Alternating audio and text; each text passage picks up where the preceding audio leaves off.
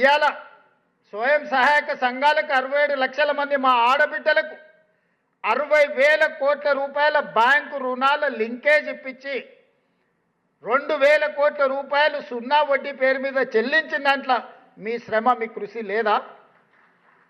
1000 మెగావాట్ల సోలార్ విద్యుత్ ఉత్పత్తి స్వయం సహాయక సంఘాలకి ఈరోజు అందిస్తే అవి అమలు చేస్తున్నది మీరు కాదా?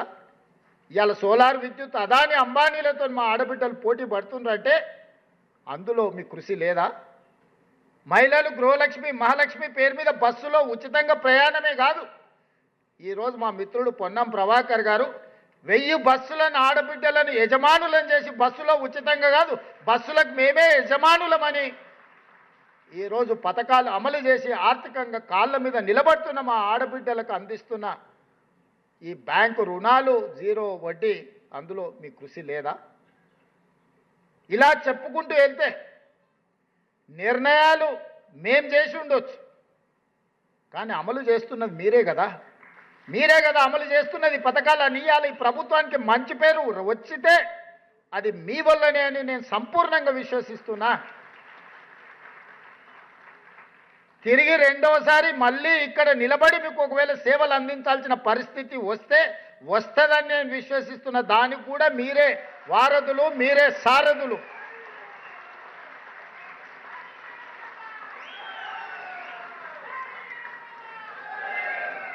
ఒక ప్రభుత్వానికి ప్రజలకు అనుసంధానకర్తలు, ఒక ప్రభుత్వం యొక్క ఇమేజ్ బిల్డింగ్ ప్రాసెస్లో బ్రాండ్ అంబాసిడర్సే మా ప్రభుత్వ ఉద్యోగులు.